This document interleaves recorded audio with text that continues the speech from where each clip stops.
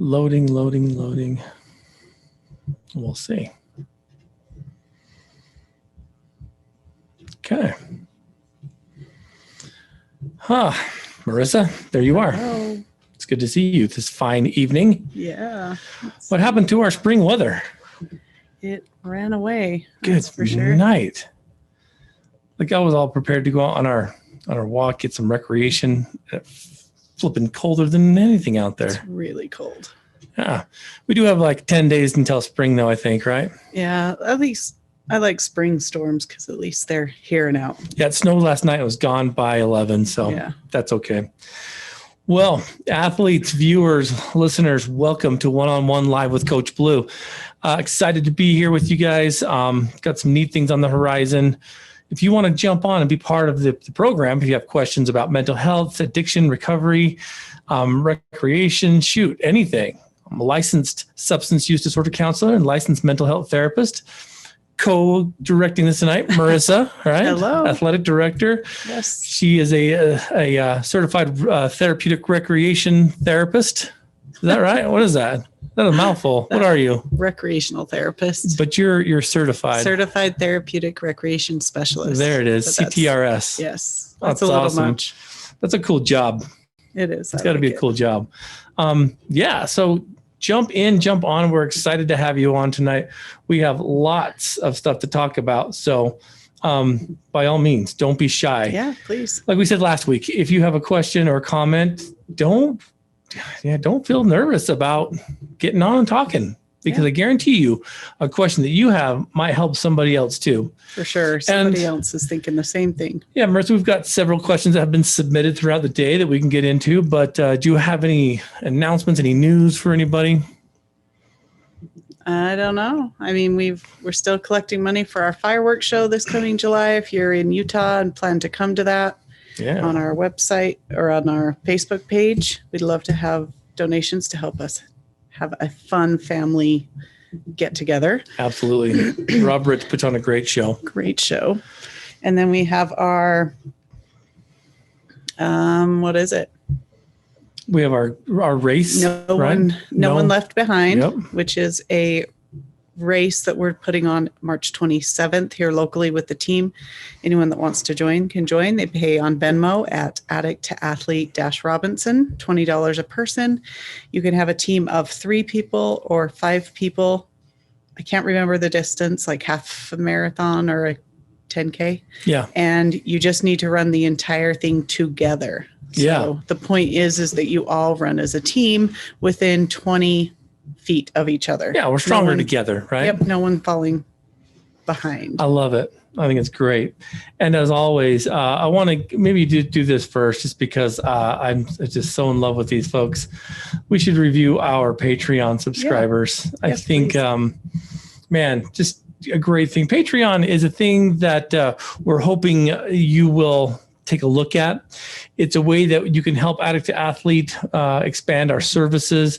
Marissa and I are moving into this as a career. And so the more support we get, the more content, the more abilities we have to branch out and reach out. Yep. And so, in order to do that, I felt that always better than to just ask for donations, but for you to receive something as a benefit as well. Yes. And you can do that through Patreon. And Patreon is a platform by which if you jump on patreon.com/addict to athlete, you can see there's several tiers you can choose from. Each of them having, works on each other, and they can increase, for $2 a month, you can get all of our bonus episodes.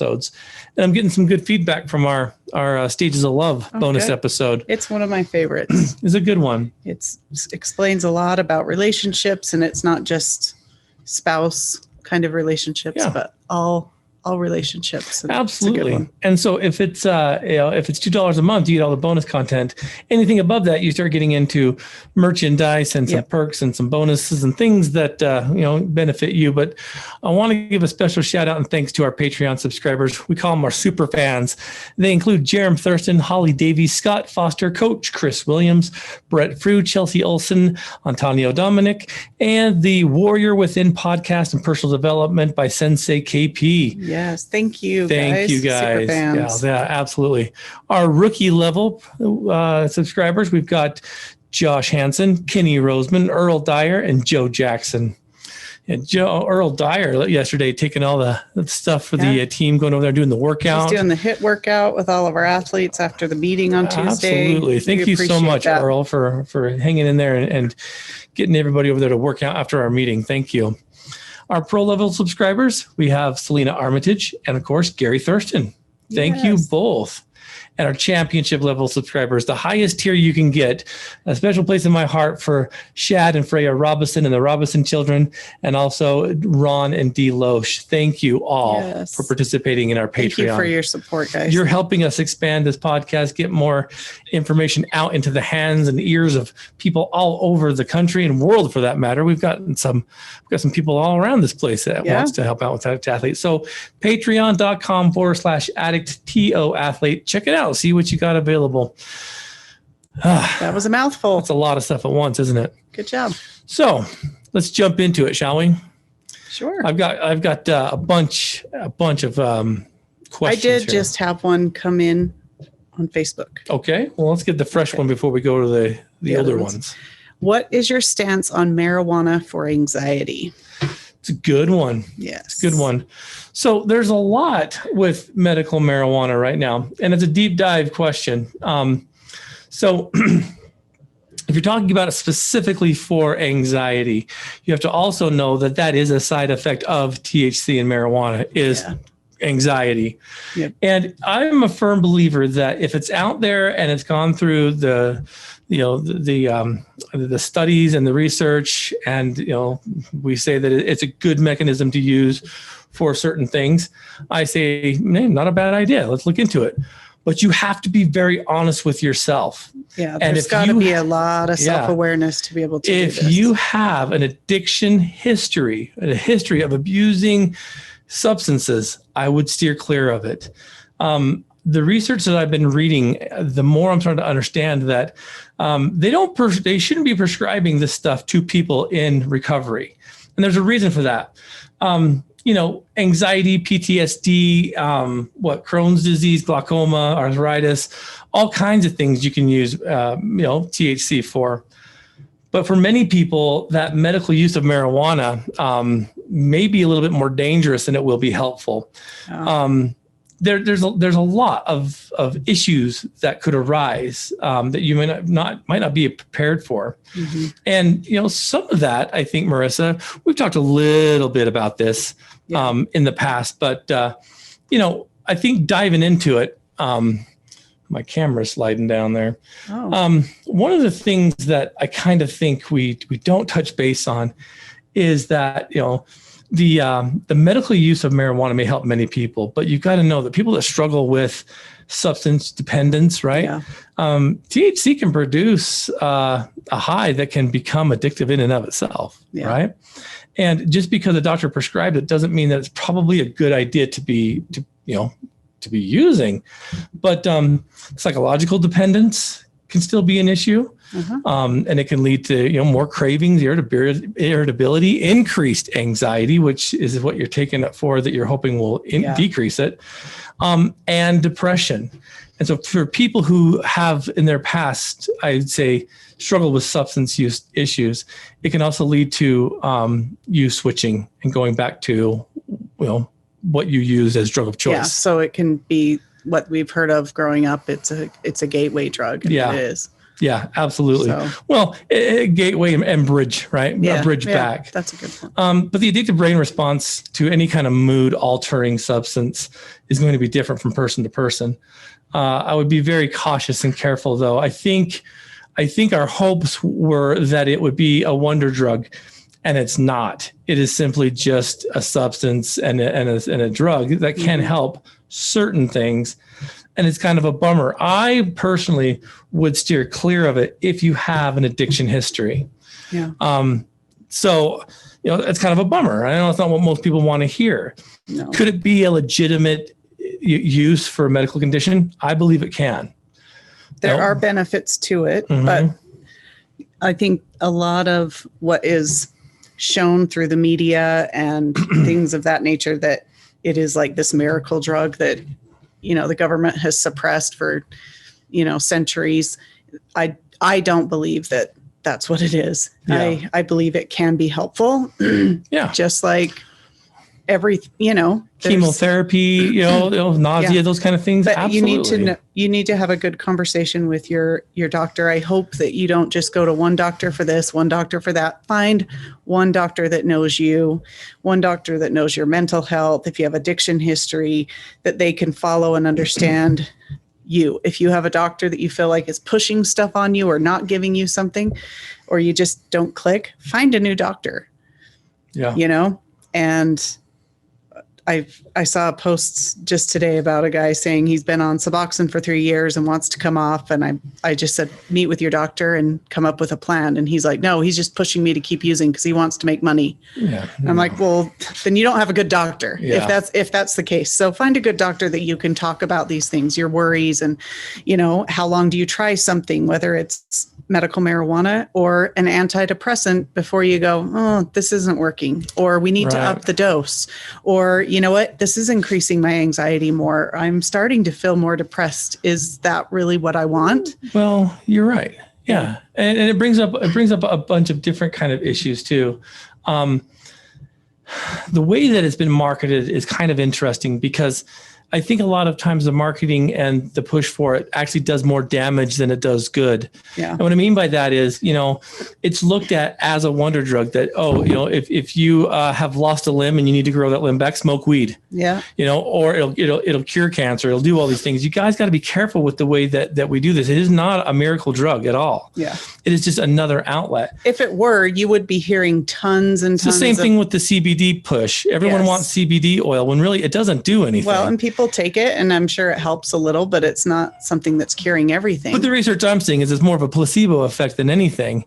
It'd be like, it's the same thing as MCT oil, right? Like take MCT oil. What does that do? Well, it helps curb appetite. But you've got to take it consistently and all that kind of stuff. Yeah. And some people it will help more than others. Mm-hmm. And, yeah, but it's a big push. It's a big fad, and everyone likes to ride on the edge. And so, CBD oil, it's a cannabinoid, right? And it's close to weed. And so, but be careful with that. Don't fall into that. Recovery is different for everyone, you guys. And the use of medical marijuana, it ultimately is up to you, the individual, and the doctor. Many people can find it beneficial. Yeah. However, I've seen and talked to lots of folks who have used it in recovery and have gone back to drug of choice because it's the bridge. You've talked to many clients that have done I have, yeah. Who thought it would be helpful. It's better than, they believe it's better than some of the antidepressants and what they've really struggled with. Mm-hmm. And then it's, but it's interesting. They've stayed good for a while and then they've gone back down. But I was driving on the freeway yesterday and I saw a sign that said, don't drive high. No more don't drive, DUI, drinking, right? Yeah. Don't drive high. And I thought, okay, here it comes. Now we're starting to have so much stuff out there that they can't just, not be just drive intoxicated because that implies alcohol. The billboard said, don't drive high. And I thought, interesting. I would say if you suffer from chronic pain, if you have issues, with like nausea, those kind of things, I know that's THC does a fantastic job of increasing appetite, suppressing nausea. Yep. But for anxiety, I would be very careful. One of the best treatments for anxiety, guess what it is? I know. This is what no one wants to hear. No one wants to hear it. There's two top ones. What are they? Diet and exercise. Yep. Diet and exercise. But those are the hard ones. It's not a pill to take. It's something you have to do for a while. It may not, not like you pop a pill and feel better in 5 minutes. Some people do when they exercise, but this is going to be something that's continual and long-term. And the other side of that coin is talk therapy, counseling. Yes. Getting through the anxiety. It's worry about something. Yeah. Find out what it is that's really driving that and being able to address that stressor that's increasing that anxiety. A lot of what's the anxiety attached to, right? Yeah. It could be depression. It could be post-traumatic stress. If you're smoking weed or trying to suppress that, you're covering up the real issue. That's what medications do, right? Even if you're taking a pain pill opiate. Yeah, it's just if you are telling your brain pain, that it doesn't hurt, even though it still does. Exactly. I used to say this all the time. Like you're skiing, you hit a tree, you break your leg, it's compound fracture, bones sticking out, all that fun stuff. They come, shoot you full of morphine. Your brain's like, hey, That doesn't hurt anymore. Does that mean your leg's fixed? Not at all. No. It's still very much broken. It's just you don't care because you feel good. Yeah. That's all this stuff does. So on a mental issue, right? Depression, anxiety, post-traumatic stress, trauma, all marijuana is going to do is numb it out. It is not going to cure it. And you won't be able to find the cure until you get through the hard stuff, maybe with therapists, counselors, all that stuff. So I would be very careful using it for something like anxiety or depression and those kind of things, because we're still just covering up the bigger issue. Yeah. And I think it's like you said, a lot of anxiety too is practicing coping skills. It's going to be learning how to retrain your thinking and your mind in being able to change your perspective.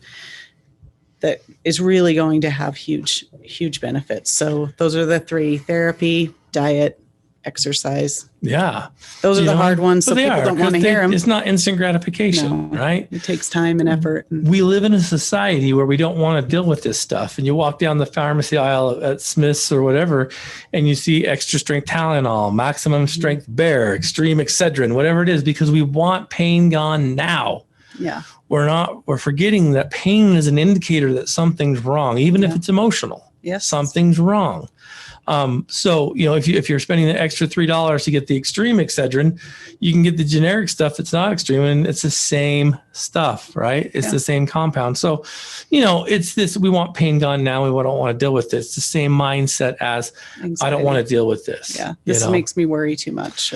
So long story short, I think that medical marijuana does have a place, but I would be very cautious using it for any kind of recovery, issues / emotional turbulence. I would be very cautious with it, because although it sounds great and legally you can do it, is it really what you need?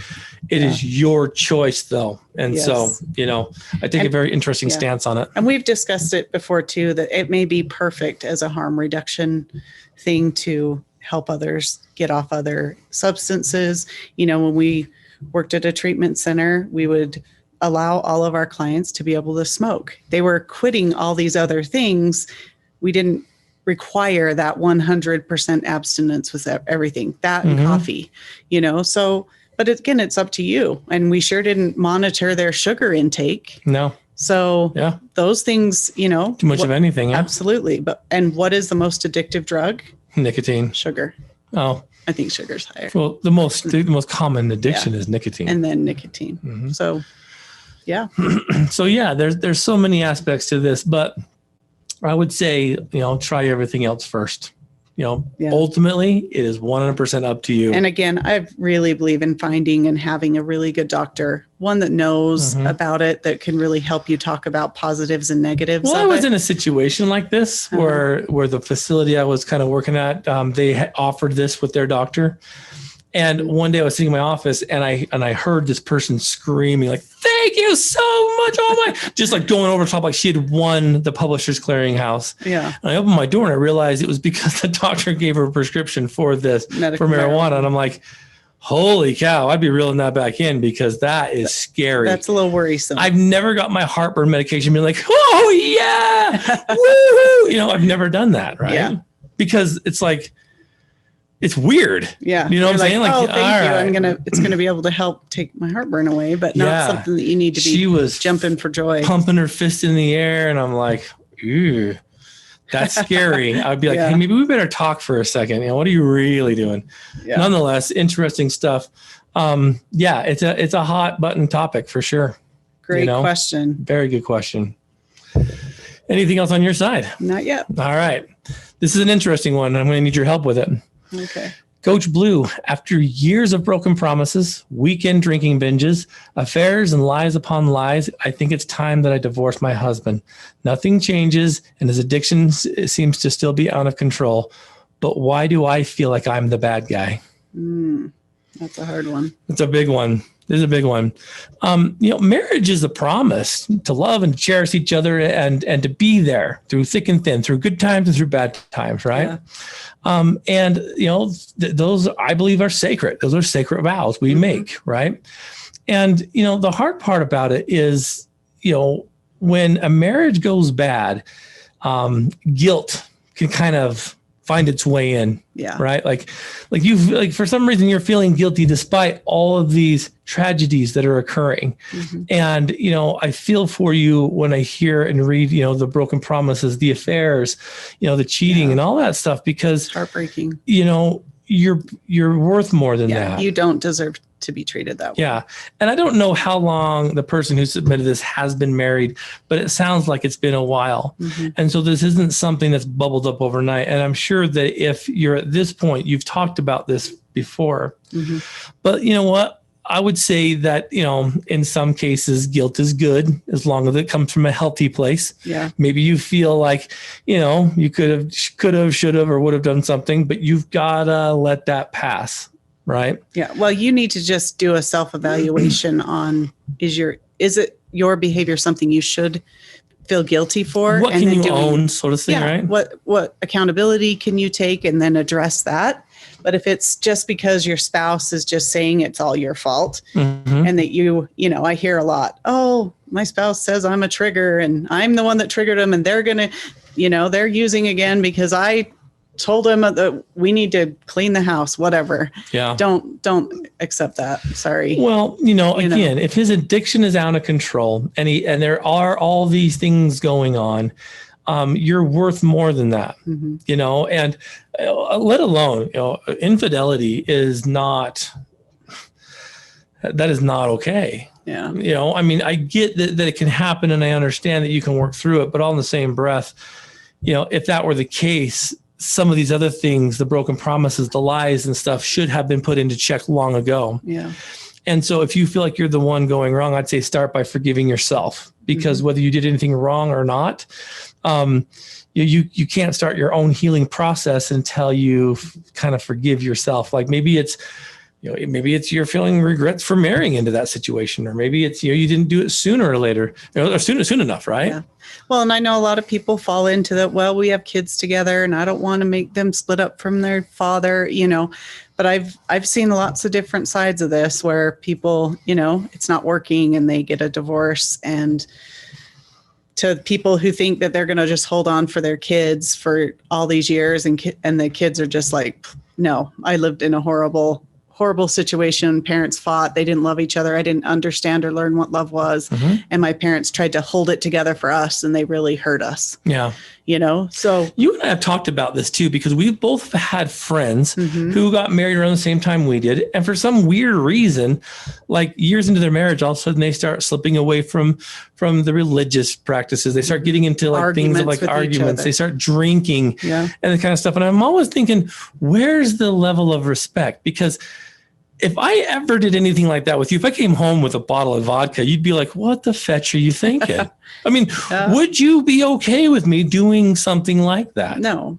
But obviously, to me, it's not just the behavior. I'd be like, what is going on? Yeah.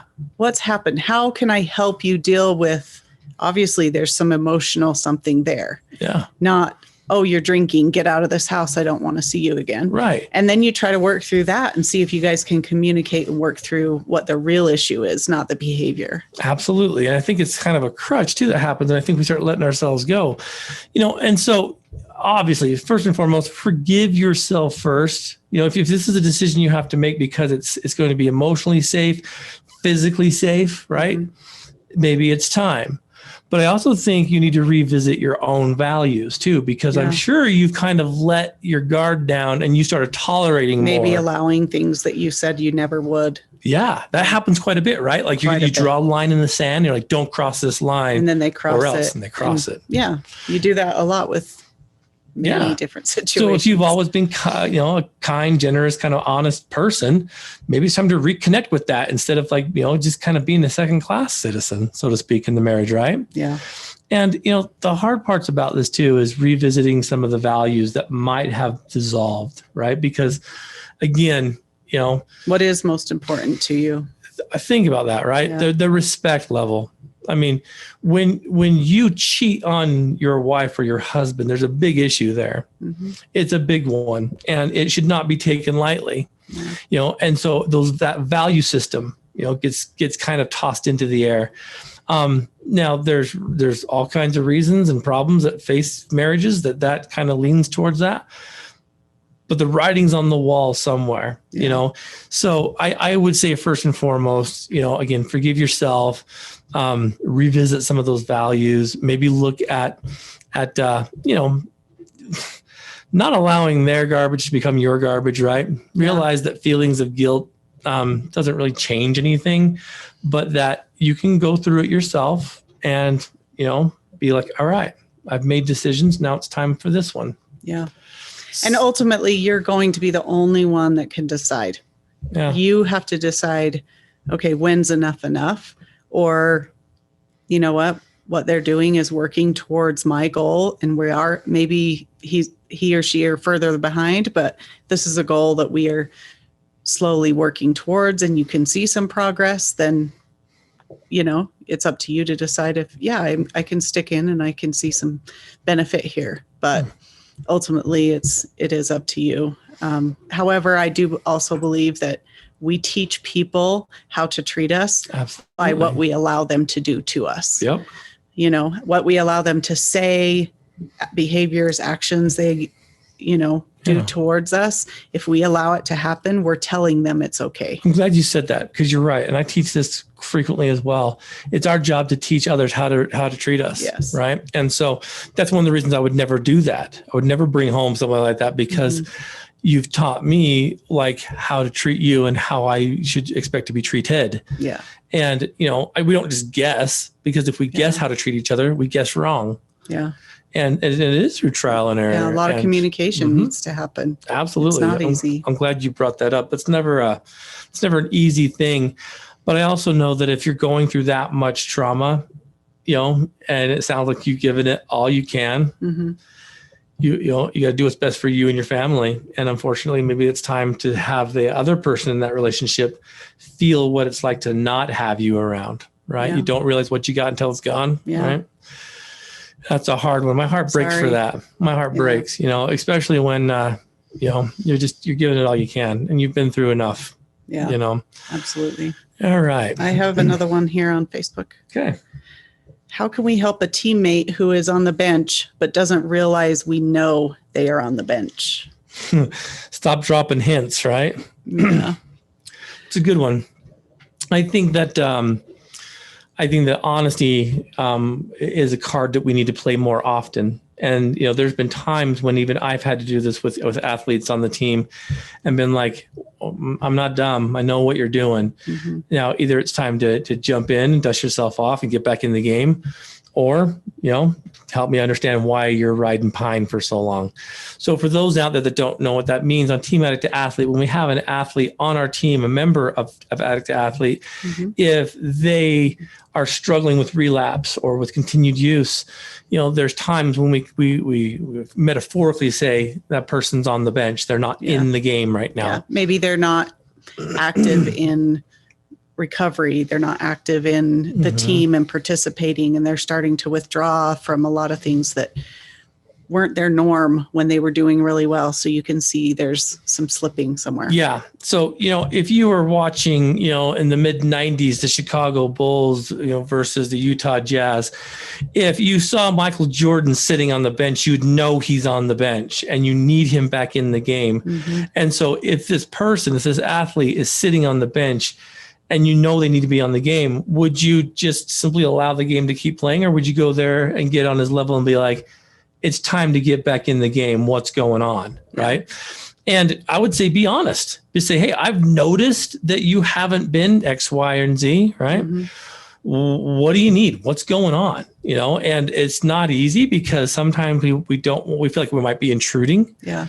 But on the same breath, if you've noticed this person's been riding pine for so long, it's time to find out what's really going on. Yeah. Right. And I think another perspective is, because I don't know the relationship they have, but first and foremost, having some honest, you know, just that the other person knows that you care and have their best interest in heart, that you're a good friend. So sometimes it may be spending some time with that person, like checking in, how are you? Do some personal training, so to speak, and right? just, you know, just trying to strike up conversation and see if they bring it up and kind of build that emotional safety so that if they are really struggling, that they feel safe enough to say something to you and reach out to you knowing that you will help them.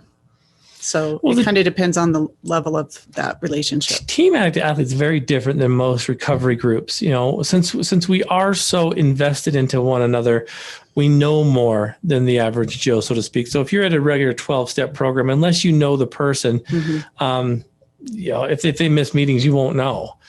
This team is so tight and so close that when they see something like this, they usually know what's up and they can, you know, reach out. Yesterday, we had an amazing speaker who was on the team and went out and did some stuff on her own and came back last night after years of kind of, you know, creating her own future and you know, getting involved in you know, recovery and all kinds of cool stuff. Shared she made a comment to Coach Jensen that blew my mind. And that was, thank you for always calling and checking on me. Yeah. She said, even though I haven't been active in the group or our meetings for years, Jed, you always called and checked in. Absolutely. And I can't thank you enough for that. I appreciate it. And because of that, she's kickstarted her, you know, her desire to get back involved and to know that she still has a team behind her. That people still care about her. And it's kind of a cool thing. And so it's a little bit different on this side. It's not a sponsor versus sponsee relationship. It's a coach or a team captain or an athlete, you know, that says, hey, let's get moving. We're going to do something. We're not just going to sit here. So I would say approach the individual, call them out, tell them that you notice that they're not participating.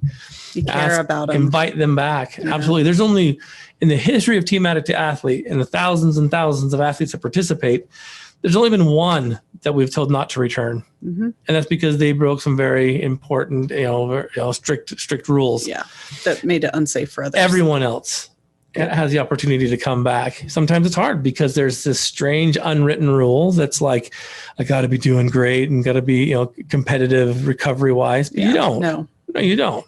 That's why we're here is to help and support you while you get stronger. Even some people that I've had personal issues with, if they came to a meeting, I wouldn't disrespect. I'd be like, well, that's kind of cool. They're back, So I would say approach the individual, let them know that you've noticed that they're not participating. Give them the boost, the pep talk. It's like, we need you because we really do. That's what that no man left behind, the no one left behind race is about, right? Absolutely. It's about getting 3 to 5 people that you're going to run with, walk with to get to the end, but you're not going to leave behind. Yeah. You do it together. And if that means that you usually do like a 8-minute mile and some others on your team do 11, 12-minute mile, you may be doing an 11, 12-minute mile. You may be doing that to slow down and help encourage them, and that's the point of that run. Absolutely. Coming up. None of us on Team Addict to Athlete are so important that we can't wait. Yep. You know what I'm saying? So that's a great question. And I would say just invite them back. Let them know that you miss them. Let them know that there's value in them participating and being involved, and we need them. Yeah, absolutely. It's a good question. Thank you. You want another one of mine? Yes. All right. Coach Blu, I've listened to a few of these and I have a really important question for you. After my DUI, I stopped drinking. I put my family and job at risk, and that scared me to the core. The only problem is my wife continues to drink, and I feel like she resents me now. She's emotionally aggressive, and it feels like she doesn't support my choice to not drink, specifically on weekends and when we have friends over. We don't bring up any... she doesn't bring up any specific reasons on what she's upset about, but I can tell by some of the passive aggressive conversations we have that she's hurt and that she wishes the old me would still choose to drink and to relax on the weekends. What am I to do? So that's a big one too, right? I mean, that's a serious thing. I mean, it's interesting that the DUI scared him enough to make such drastic changes by himself, right? Yeah. Because once he says I put my family and my job at risk, he's probably like, ooh, yeah. And I love that. I'm curious. I'm curious why the spouse doesn't understand that. Or maybe thinks, hey, how about you just drink on the weekends and then just stay here, right? Like, don't go out and do that. But he's like, I don't want to even have. I don't want to be playing the game anymore. So, well, and obviously I'm guessing if he's taken it that serious, it's because he probably can't just drink on the weekends. Yeah. Some point, people actually. can't. Yeah. And he's recognizing, probably through sad experience, that's how it works for him. Well, so, I'm gonna tip my hat to him to that degree and say that if you're taking it that serious, I'm thankful and I'm grateful. There's been many times in my career where a new client has come in and I say, hey, what brought you here? And they're saying, well, just a DUI. Mm-hmm. And I'm like, just a DUI? And I'm like, well, where did you get it? Where did you get it? You know, what city? And they're like, oh, Provo, Orem. It's like, well, I drive through Provo and Orem all the time. My kids ride their bikes. My kids ride their bikes in those towns. What would happen if, you know, and it's like, I'm glad he's taking it serious because a lot of times DUIs are looked at as, you know, it's just a warning, you know, slap on the hand. Got to be more careful with that. So let's jump into this. I think, you know, first engage in that two-way conversation. Yeah, there's got to be some conversation about it, even though it may be hard and emotional, you know. Well, it can be hard in early recovery or, you know, or even when you feel like it might hurt the other person as to the reasons why.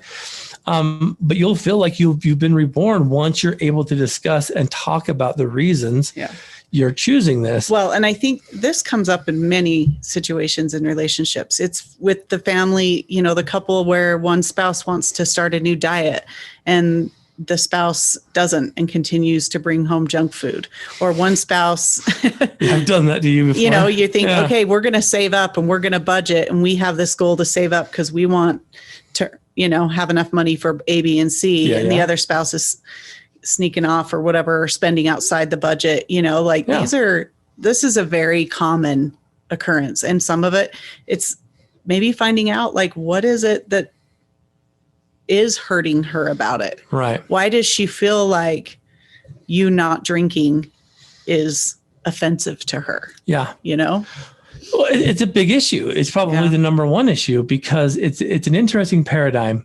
Usually it's the other way around, right? He should be upset that she can still drink and he can't. And that happens. But it's such a bizarre turn of the table where it's like she has friends coming over. She likes to let loose a little bit. Maybe she feels guilty for her continued use. And she's like, crap, I could mask it while you were here with me drinking. That's a perfect way to like transfer it onto him, and that anger and frustration she has with herself, putting it on you. Absolutely. So try not to impose personal choices or your new revelations on your partner. The same thing holds true on the other side, which is, you know, it doesn't sound like you didn't put this in your question, but it doesn't sound like you treat her differently because she can. Right. And so checking yourself on that. And are you saying, you know, snide remarks because she's still drinking and you're doing really well? I mean, this goes both ways on that communication. I mean, people say somebody treats them poorly and, oh, I'm just fine, even though they like have these jabbing remarks about different things. You really need to be able to check yourself. I think you need to remain aware that change is hard for everyone. And if it's a situation where, you know, your weekend routines are changed, that's going to be kind of hard, right? I mean, it's just something that everyone looks forward to and this and that. It's an interesting paradigm. The more I'm thinking about this, the more I think I don't think I've ever heard this angle of it. Yeah. You know, where it's like, hey, I'm feeling like I'm getting, you know, kind of like emotionally trashed because, you know, I'm choosing not to, but my spouse wants to keep doing it. Yeah. I've heard it. And it's heartbreaking. It is. I would say that because they feel, you know, I think sometimes the spouse who's still drinking or using feels like that's how they've bonded. And so I think emotionally she may be feeling too that he doesn't care about me now because this is how we spent time together. This was our love language of quality time. And him saying, that's not how I want to show you I love you. You know, like there's a lot of things that have to be talked about. And that's why counseling sometimes is necessary. That's my next step, right? Yeah. Is pursue counseling. That's going to be a crucial thing, and find a counselor that's going to listen And it's hard. It's hard because if that's the case, maybe one of the spouse don't want to go. Maybe there's like, hey, I'm fine. What's wrong with you? Yeah. If you just start drinking again, we'd be fine. You're just playing a different role. Well, you're right. I think there's probably something more on the opposite side of that coin. I think that there's probably some kind of, like you said, the love language, this quality time. This is how we bond. It's an interesting paradigm. Maybe there's something more to this, right? Yeah. So when the friends, like you said, when my friends come over and they're all drinking, I just feel the cold shoulder. That's a hard one. But I gotta thank you for taking that situation seriously. And it does, when you can see the magnitude that something like a DUI causes in your life that could potentially. I've had clients that have lost jobs and income because they can't get to where they're going. And it's like it could be a huge financial punch. In fact, I talked to an athlete last night who works in HR for a driving company, and she said in the last 2 weeks, because they have a zero tolerance for any substance at all. It's they do a random UA and they're gone. And in the last 2 weeks, they've had to let 10 drivers go. Wow. Out of work. Wow. And she's just like, I need to find resources and ways to help these guys, because this isn't. That's awful. Well, and the sad thing too is that there's a reason for it. There's a reason why. And maybe, again, counseling might be the best route there. Yeah. And again, maybe she doesn't understand your reasoning behind wanting to stop. Yeah. Why it's important to you. Yep. Communication, counseling, and being aware that the change is hard for everyone. This also reminds me of a question that we had not too long ago. I didn't read it on the air, but it was something similar. It was about parent-child bonding through using. Yes. And then when that substance stops, they feel like they don't have that connection anymore. Yeah. That's a rough one, because sometimes these situations happen where they're young kids or in their teens or something. It'd be like me going upstairs and hanging out with Savannah at the same time, doing a line or having a drink. To me, I'm just thinking parents that use with their children, wholly disrespectful. Well, it blurs so many lines, and it can be so confusing to the child. Yeah. And that's it too, right? Is this is how you show me love. Is this what love is? Is this what caring is? Yeah. So I guess in a bizarre way, it's kind of similar. It's like when I've stopped, can I still do this? Because that's the thing, is most of them kept using with their parents because they felt like that was how they bonded. They couldn't bond on anything else. Yeah. But if you can score me something, hey, we're friends. That happens a lot, actually. Yeah. Now that we're talking about it, where a child or a child, a parent wants the child, the kid, adult, whatever, to go out and score them, whatever, and that's how they build that relationship. Yeah. So scary, so sad. Yeah. Man. All right. I just had a question come. I have put my wife through hell these past several years. Bless her heart. How can I help her as she helps me start my path over again and I begin to restart counseling? I like it. That's a power move. I'm glad you see it that way. What do you think? Let's have you start off the gate. Well, for me, I think I don't know the specifics of what he's put her through, but I think if it were me, in most cases, just you going to counseling, just you making a decision that you want to change your life, that you want to get better, that you were going to put some real work into it, is going to be life-changing for her. I mean, her anxiety and stress and frustration has got to have a huge, there's probably going to be, is this going to stick? Is he really going to keep going or quit, next week?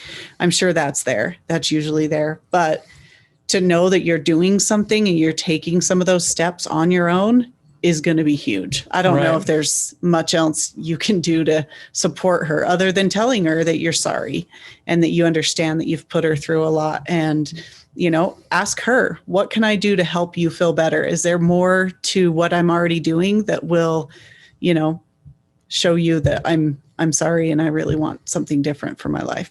I like that a lot. I also think that there's this sense of being, almost like the 4 agreements, right? Be impeccable with your word. Yeah. And show it through action. Mm-hmm. And they all say actions speak louder than words. That's actually very, very true. Yeah, they do. But when you have to use words, be impeccable by them. Mm-hmm. Don't be afraid. Say it unless you know it through. Absolutely. Yeah. Don't be afraid to open up and share your fears, your anxieties, your heart. I think that's a big thing. I think it's alpha males have a hard time doing that because it makes us look kind of wussy. Yeah. And I think that, I've told you in the past, a lot of guys are losing that alpha male kind of mentality. Mm-hmm. But I don't think you do when you speak from the heart and you're like, these are my challenges. You've got to let her in a little deeper. Yeah. That tells me that there's secrets that you're afraid to bring out too. Yeah. I think a lot of times people want, I'll be impeccable with my word because that's really what I want to do. I'm not sure if I can, but I know it will make her feel better if I promise her the world. Yeah. But if you promise her if you promise her the world and then you don't follow through, that's going to hurt her even more. It's not ours to give. We can't give the world, right? Yeah. So when we make those promises and we make those vows, I will never, Yeah. So if you're saying things like this is what I want to do. I am going to do my best. Mm-hmm. I can't promise you that it's going to work out, but I'm going to put in my best effort. And if you could help me with this would help me feel supported and keep moving forward. To me, that's the best. I mean, I can tell easily when you're filling me full of crap just to make me feel good. Are you saying that for real? Yeah, just kidding. I can. You can. And then if you don't follow through, then I'm like, oh my gosh. Yeah. Really? So first and foremost, be impeccable with your word. I would say, obviously, you know this from those other meetings, when wrong, promptly admit it, right? Mm-hmm. When you're wrong, acknowledge it. Right. Yeah. I would definitely say explaining your thought process helps a ton, but you've got to have that open communication, which is hard because what happens, and again, if you Patreon subscribers, you can get into the core communication stuff we've given to the Patreon group.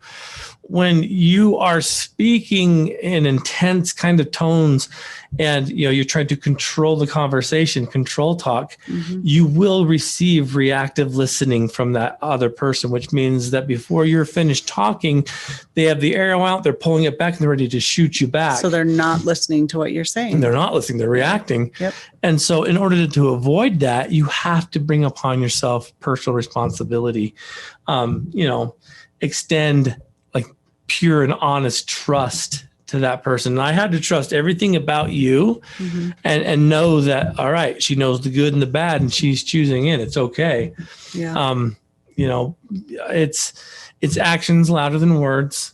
It's time, it's progression. Yeah. There's a lot to this. I also think that if you can open up your heart and you can really get serious, be vulnerable, so to speak, you'll probably be able to learn a lot more about yourself and her. Yeah. Right. Just being honest and open about how you're feeling and your struggles is huge. Well, I think a lot of times we don't allow ourselves to be vulnerable because we try to pretend like nothing's wrong. Yeah.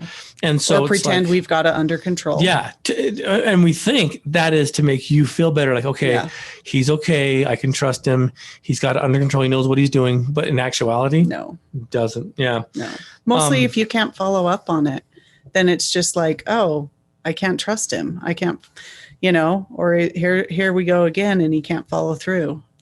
Yeah.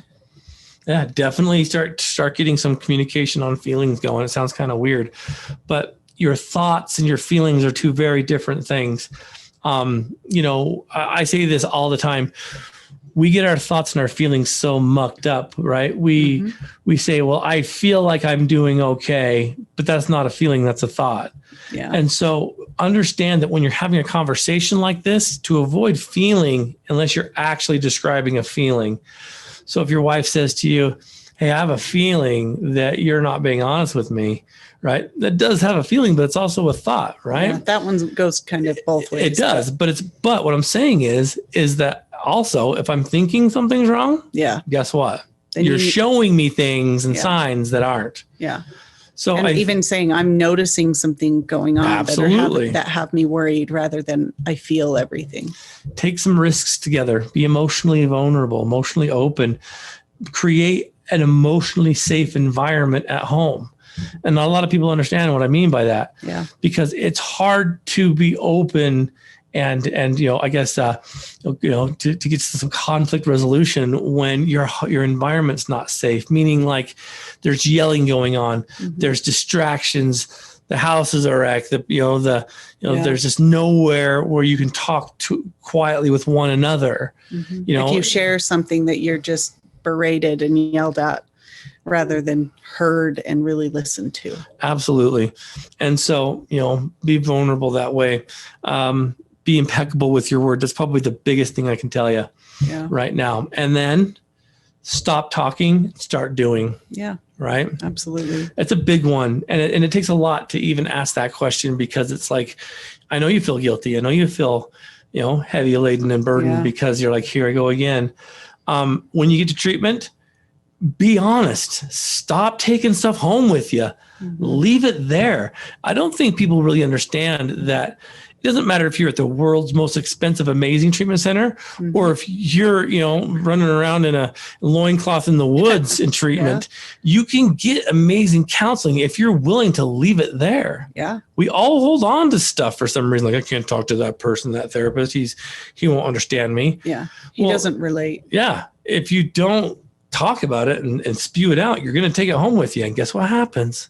Starts over. See, that's why treatment centers that focus on making you feel good are stupid, because you're not supposed to be feeling good. You're supposed to be spewing all the weight you've been carrying on. Yeah. Crying and getting through the muck you've been dragging. Many times in treatment. I've how many times have you been in treatment? 15, 20, 10, 5.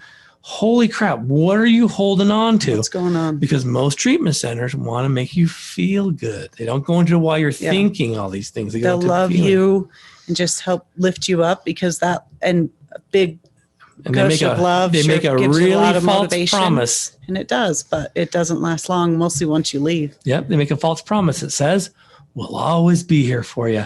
No, they won't. They can't. Yeah. Because with time comes a ton of other people. And guess what? They've got new clients coming in at all times. Their program and business are growing. So I made that mistake a lot when we said we'll always be here. And I realized that I shouldn't be saying that, because we're not. Yeah. You'll know where to find us. Yeah. Every Tuesday, every Wednesday on one-on-one, but I'm not always going to be there. Yeah.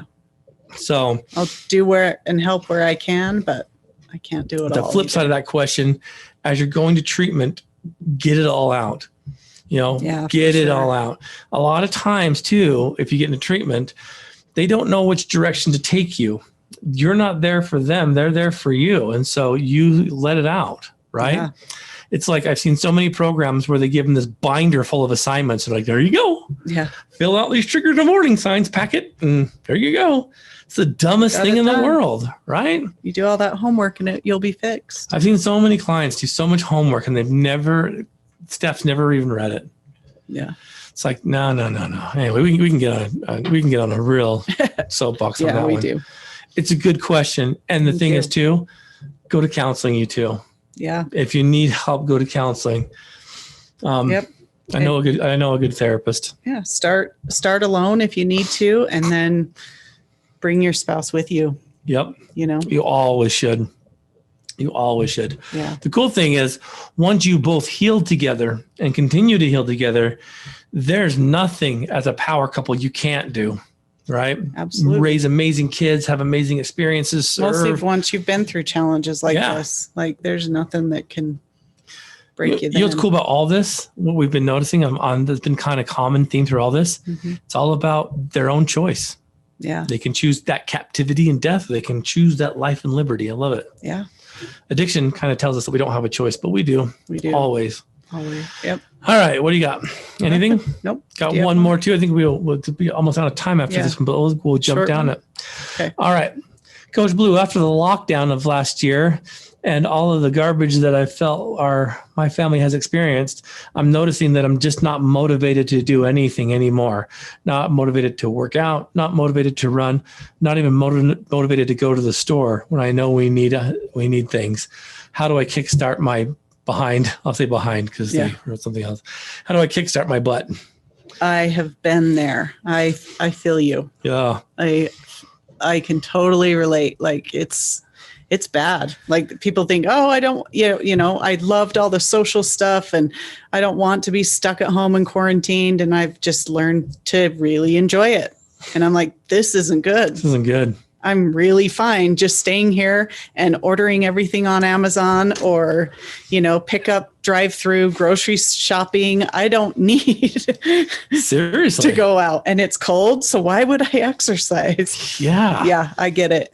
Well, that's staying motivated. Yeah. Even starting to get motivated. How do you do it? I'd say start simple, right? Yep. Start with something small. Don't sign up for I'm signing up today for this bike ride that we're doing down in St. George. And I'm like, man, I want to do the 100. And I have said, 100.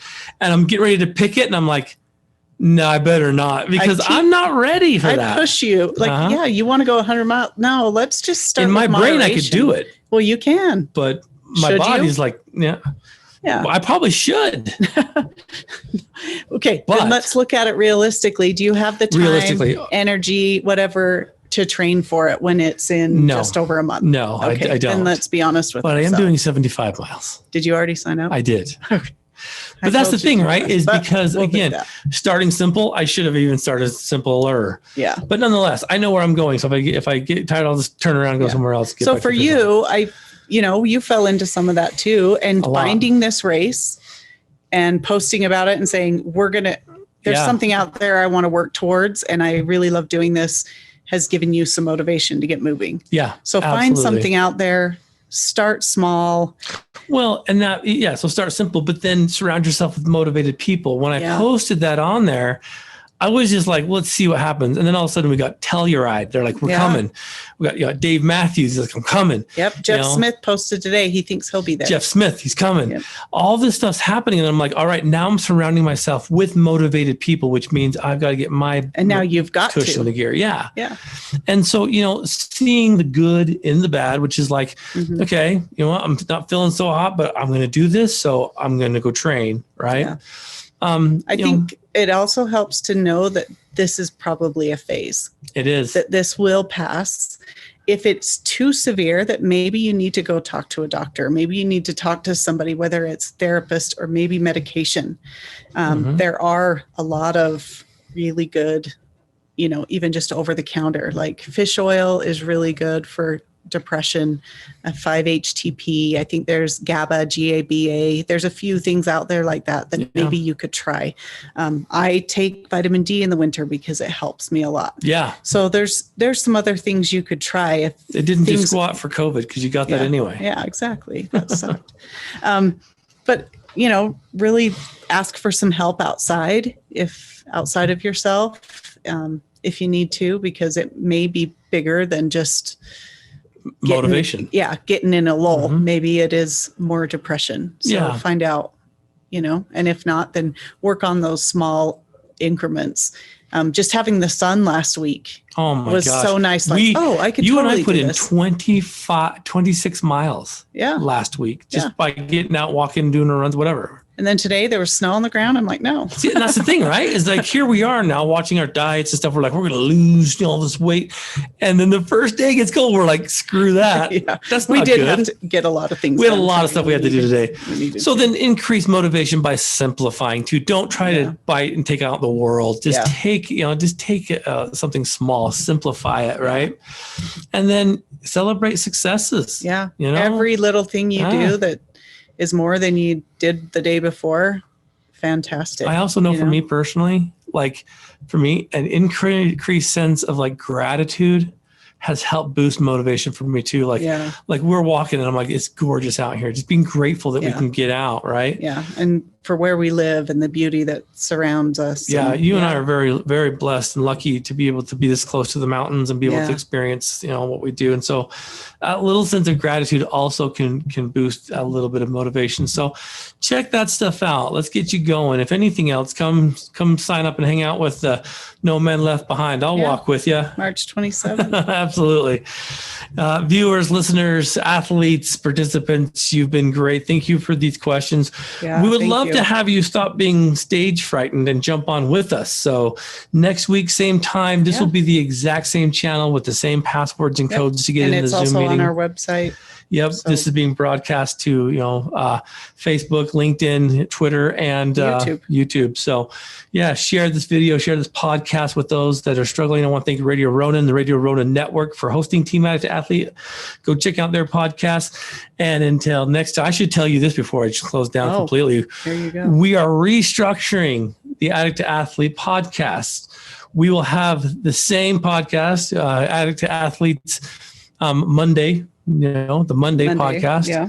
This one-on-one live with Coach Blu, the podcast will be we'll start posting this on Friday. Yes. And instead of Sunday, the minor league podcast with Savannah will be dropped on Wednesday. So we'll have Monday, Wednesday, Friday. Yeah. So they'll just come out different days of the week. And of course, we also have the Agents of Sobriety with myself, Brock Bevel, and Max Hall. Agents of Recovery. It's a different channel that you need to subscribe to. I think right now you're on Apple iTunes and Spotify. Are you even on Spotify? Yep, we're on Spotify. Just iTunes. Those two right now, but hopefully they've great topics. So you want to go listen to those if you haven't heard them. Yeah, you got Coach Blu, who's a therapist. You got Brock Bevel, who's retired law enforcement officer, and Max Hall, retired NFL and college football. So it's great team. So athletes, listeners, viewers, thank you again. We'll see you next week, same time for one-on-one live with Coach Blu. Until then, go turn that mess into a very powerful message.